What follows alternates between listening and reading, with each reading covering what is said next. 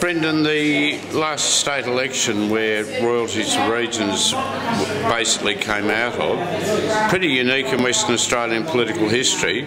As you're travelling around the state and you're bearing the fruits of it, or seeing the fruits of it, how do you feel and what are the biggest accomplishments of it?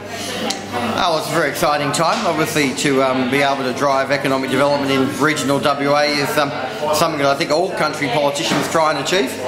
We've had fate fall our way, and we've been able to put together a program. So our challenge now is to do that well, to have our governance and all of those things sorted out. But it's enjoyable to get on the ground with the local community and see how they're benefiting. We're here with the new community bus in Wickham today, and we've seen the new fire and rescue shed that got some support from Royalties for Regions.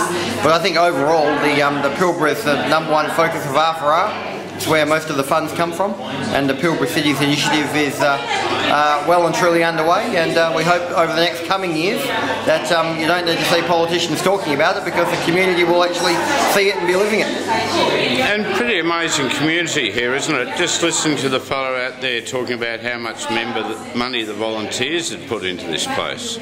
Well, it's the Pilbara and all of regional WA is, I think, very similar. There's a great spirit of giving and friendship and camaraderie, and the great thing about country people is when they get sick of waiting for someone else to do it, they invariably do it themselves.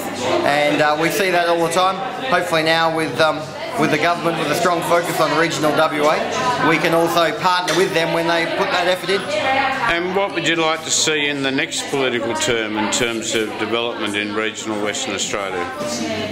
Well, our political terms are 4 years, so we hope that we've got a good presence on the ground of the sort of the billions of dollars that are being spent across regional Western Australia. I think the important thing for the next election is to try and ensure that this doesn't become a one-term wonder that they're all talking about in 10 years' time. We need to try and lock it away, and the best way to do that is for it to be a good idea of every political party. If we've achieved that at the end of the first 4 years, then I'll rest pretty happy. Cool. Because the history of Australian politics at a state and federal level has largely been to ignore the regional communities whilst extracting as much money as they can from them.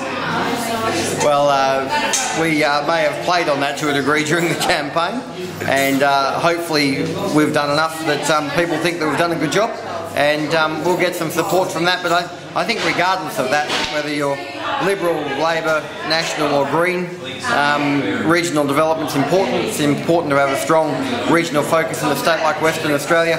We've now got that, and I'm pretty confident that all political parties will continue that into the future.